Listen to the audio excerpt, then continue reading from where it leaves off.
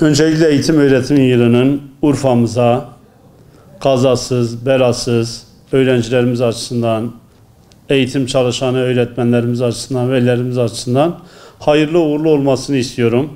Tabii ki Urfa'mızda her yıl eğitim başladığında maalesef sorunlarımızla beraber başlıyoruz.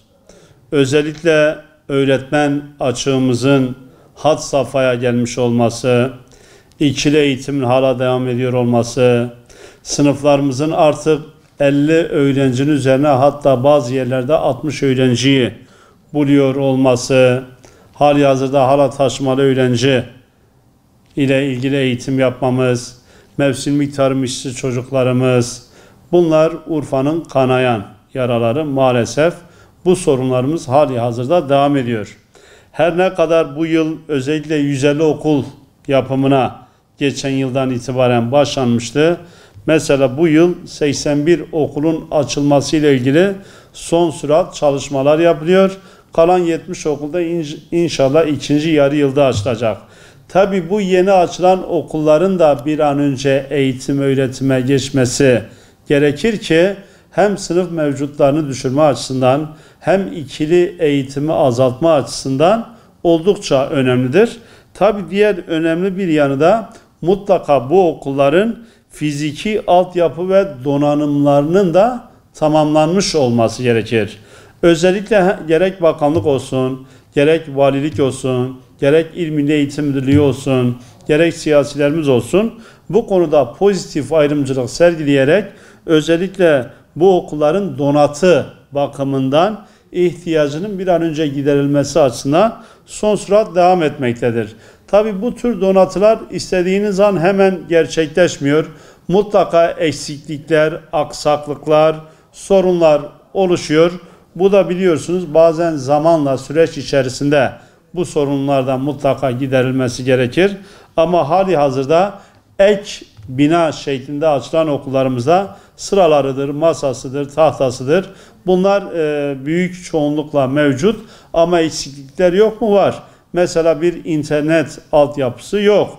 Belki hali hazırda daha önceden mevcut okullarımızın bile bazen sapa ya da ulaşımın sıkıntılı olduğu yerlerde dahi internet altyapısı olmayan okullarımız var. Bu yeni açılan ek okullarımıza da bu tür sorunlar olabilir. Ama mümkün mertebe gerçekten eğitim, öğretim yapılabilecek ortamların hazırlanması için gerek kamu gerek diğer üzerine düşen görevleri kesimler yerine getirmektedir. Bizim de buradaki amacımız, gayemiz sorunsuz, eksiksiz, malzemesinin tam olduğu, öğrencilerimizin daha rahat edeceği ortamları bir an önce oluşturmak. İnşallah bu yeni açılacak okullarımızın donatılarının tamamen tamamlanması ve öyle eğitim öğretime mutlaka açılması gerekir.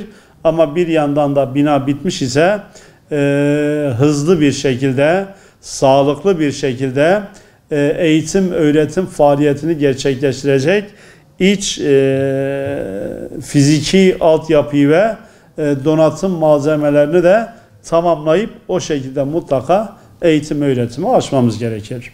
Zorluk dediğiniz yol ve çamur ile ilgili ise tabi burada yerel belediyelerimiz, yerel yöneticilerimiz özellikle şehir merkezinde belki böyle sorunlar olmaz ama mutlaka bu tür kış aylarında etkilenen yollarımız, özellikle okula giden çocuklarımızın sıkıntı çektiği yerler var ise şimdiden o tür tedbirler alınarak işte gerek yol, köprü vesaire bunların onarımının, tadilatının, tamiratının bir an önce yapılması gerekir ki bu çocuklarımız da sağlıklı bir şekilde kendi okullarına ulaşabilme imkanlarının mutlaka oluşturmak gerekir. Öğretmen ataması 20.000 öğretmen alımı olacak biliyorsunuz. Ataması maalesef mülakattan ve Danıştay'daki sonucun beklenmesinden dolayı hali hazırda atama gerçekleşmedi.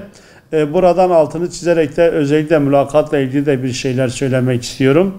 Bu öğretmen atamalarında artık mülakatın kaldırılması gerekiyor. Niye kaldırılması gerekiyor? Çünkü artık buna gerek yok. KPSS puanıyla zaten atanıyorsunuz. Güvenlikle ilgili bir sorun varsa da devletin zaten mahkemeleri ve gerekli yargı yerleri vardır. Bununla ilgili zaten bu işi çözersiniz.